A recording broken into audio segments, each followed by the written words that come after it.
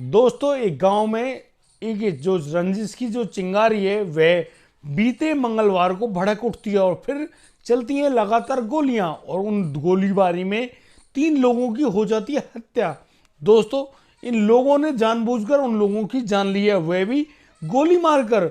दोस्तों पुलिस का जो सूचना तंत्र है वह पूर्ण रूप से बिखर जाता है। आखिर ऐसा क्यों हुआ और क्यों एक दूसरे पक्ष के बीच में इतना भयंकर झगड़ा हुआ कि गोलीबारी करने तक की नौबत आ गई। दोस्तों जानकारी मिलती है कि पिछले 10 महीने पहले यहाँ पर दोनों पक्ष के लड़का लड़की ने आपस में प्रेम विवाह किया था और उन लड़के को गांव से बाहर रहने की हिदायत दी गई थी। दोस्तों वह जो लड़का होता है वह अपने भाई की शादी में अपने गांव लौट कर आता है और उस पर नजर चली जाती है दूसरे पक्ष की और फिर होता है खूनी खेल। वो लोग उस लड़के पर टूट पड़ते हैं और उस लड़के की गोली मारकर वहीं हत्या कर देते हैं। उसके बाद भी वो लोग नहीं रुकते हैं और फिर उसके जो पिता और भाई पर भी गोलियां दाग देते हैं और फिर उनमें से भी दोनों की मौत हो जाती है। दोस्तों आखिर ये मामला क्यों और किस जगह घटित हुआ, पूरी जानकारी के लिए आप बने रहिए हमारे साथ वीडियो में अंत तक। नमस्कार, आदाब, सत श्री अकाल दोस्तों, मैं भी प्रकाश स्वागत करता हूं आपका हमारे YouTube चैनल किस्से क्राइम के। और दोस्तों पूरी घटना की जानकारी के लिए आप बने रहिए हमारे साथ वीडियो में अंत तक। और दोस्तों हमारे चैनल पर यदि आप नए हैं तो हमें सब्सक्राइब करना, नोटिफिकेशन बेल को दबाना बिल्कुल ना भूलें। दोस्तों आज का बेहद ही हैरान करने वाला जो ये मामला है सामने आया है उत्तर प्रदेश के मुजफ्फरनगर से। दोस्तों मुजफ्फरनगर में एक छोटा सा कस्बा जिसका नाम रतनपुरी होता है। दोस्तों यहीं पर एक गांव होता है फुलत गांव में अचानक दोनों पक्षों में बहुत ज़बरदस्त झगड़ा हो जाता है और इसी झगड़े के दौरान दोनों में करीब 10 मिनट तक गोलीबारी होती है और इसी गोलीबारी के चलते 3 लोगों की हो जाती है मौत। उन लोगों ने एक दूसरे पर क्यों गोली चलाई और कैसे उन लोगों की मौत हुई, आइए इसके बारे में पूर्ण रूप में जानेंगे। दोस्तों इस गांव में अनुसूचित जाति के बहुत सारे लोग रहते हैं, यहीं इन लोगों में पक्षबाजी भी होती है। दोस्तों एक अंकित होता है, उसके पिता का नाम राजू है। वह अंकित वहीं पड़ोस में रहने वाले हरिओम होते हैं और हरिओम की एक बेटी होती है जिसका नाम मीनाक्षी है।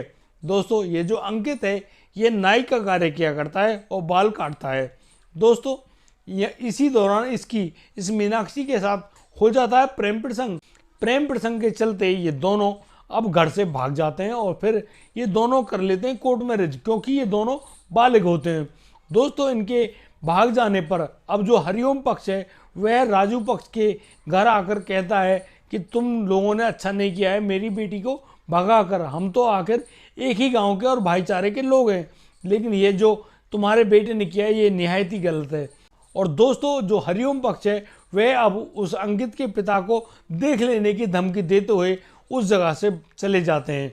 दोस्तों गांव में फिर पंचायत वगैरह होती है और उन दोनों के झगड़े को शांत किया जाता है और उनके बीच में समझौता भी किया जाता है। दोस्तों इन समझौते को हुए करीब 10 महीने होते हैं, लेकिन यहाँ पर राजू पक्ष को एक हिदायत मिलती है कि वह अपने सभी चाल चलन उनके बेटे अंकित से ख़त्म कर ले, क्योंकि उस लड़के अंकित ने बेहद बुरा कदम उठाया है। अपने ही गांव की लड़की जो कि उसके रिश्ते में बहन लगती है उसको ही भगाकर ले जाकर उससे शादी कर ली, जो कि बेहद ही गलत है। दोस्तों अंकित के छोटे भाई रोहित की शादी तय हो जाती है और दोस्तों इसी शादी के तहत अब उनके घर में बहुत ज़्यादा खुशियां मन रही हैं और इसी खुशियों के बीच में एक दिन अंकित जब लगन सगाई का प्रोग्राम होता है तो अंकित आ जाता है अपने पिता के घर, यानी कि राजू पक्ष के घर पर। दोस्तों वह जब बाजार गया था कोई सामान लेने के लिए तो अचानक हरिओम पक्ष के जो लोग होते हैं वो उस लड़के अंकित को देख लेते हैं और दोस्तों इसी बात पर वो लोग बहुत ज़्यादा नाराज़ होते हैं और फिर वह तुरंत कार्रवाई करते हुए हरिओम पक्ष के जो लोग होते हैं वो लेकर आते हैं देसी पिस्तौल और कट्टे और फिर उन्हीं से उस अंकित पर गोलियां दाग देते हैं। दोस्तों अंकित को जैसे ही वो गोलियां लगती हैं वह वहीं मौके पर ही दम तोड़ देता है। दोस्तों जैसे उसके मरने की खबर राजू पक्ष के लोगों को पता चलती है तो वो लोग भी गुस्से में आकर हरिओम पक्ष के लोगों पर टूट पड़ते हैं और फिर फिर होता है करीब 10 मिनट तक गोलीबारी का तांडव। बहुत भयंकर आवाजें आती हैं गोलियां चलने की और सभी लोग डरे और सहमे हुए अपने अपने घरों में दुबके पड़े हैं। दोस्तों पता चलता है कि इसी गोलीबारी के दौरान 2 लोगों की और भी हत्या हो गई है, यानी कि मार दिए गए हैं। दोस्तों रोहित अभी से सकरा होता है, वह मरा नहीं है। उसको उठाकर ले जाने की तैयारी कर रहे होते हैं हॉस्पिटल के लिए और उसको मोटरसाइकिल पर ही रखकर ले जाया जा रहा होता है CHC।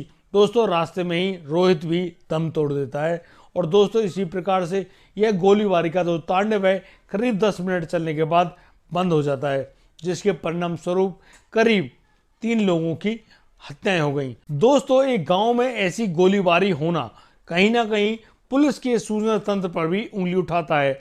आखिर पुलिस क्यों सोई हुई थी? क्या पुलिस की बिल्कुल भी गौर नहीं थी कि उसके इस इलाके में गोलियां भी चलेंगी? आखिर उन लोगों के पास वो देसी पिस्तौल, कट्टे और गोलियां कहां से आई? क्या पुलिस के पास इस बारे में भी कोई जानकारी नहीं थी? उस लड़के अंकित ने प्रेम विवाह कर लिया तो उसकी ये इतनी भयंकर सजा होती है, यह अभी तक क्लियर नहीं हुआ है। लेकिन पुलिस अभी लगातार उन मारने वाले जो पक्ष है उसकी धरपकड़ के लिए लगातार दबिश डाल रही है, लेकिन कोई भी व्यक्ति अभी तक गिरफ्त में नहीं आया है।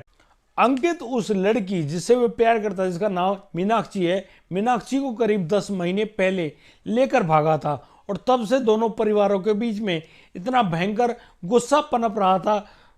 हर कोई व्यक्ति या लड़का या बालक एक दूसरे को देख लेने की धमकी देते थे और भी भला बुरा कहते थे, लेकिन गांव की समझदारी के चलते वह गुस्सा तो शांत हो रहा था, लेकिन यह कहीं ना कहीं इतना भयंकर रूप से पल रहा था, इसके बारे में किसी को भी कोई भी जानकारी नहीं थी। और दोस्तों बीते मंगलवार अभी यह जो गुस्सा है यह फूट पड़ता है उस लड़के अंकित की शक्ल देखकर।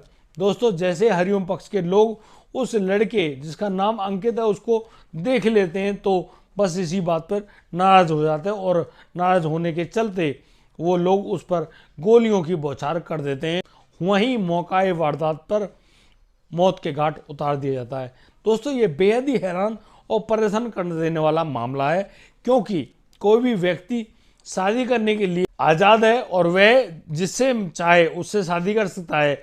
यहाँ पर वर और वधू दोनों की, यहाँ पर लड़का और लड़की की रजामंदी होनी चाहिए, वह आपस में शादी कर सकते हैं।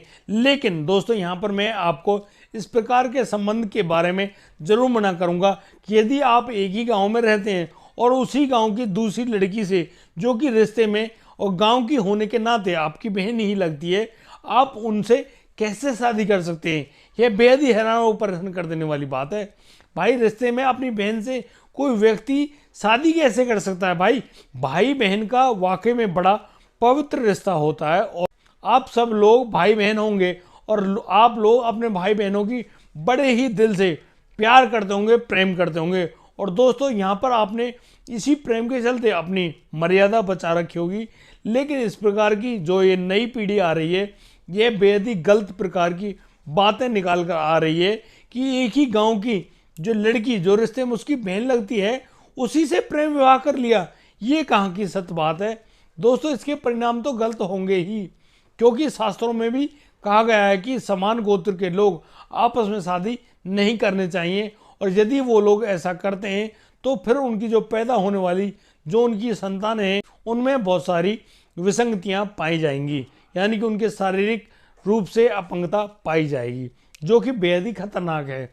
दोस्तों मेरा आपसे हाथ जोड़कर यह गुजारिश है कि इस प्रकार के प्रेम संबंधों से अवश्य बचिए, खुद को भी बचाएं, अपने परिवारजनों को भी अवश्य बचाएं।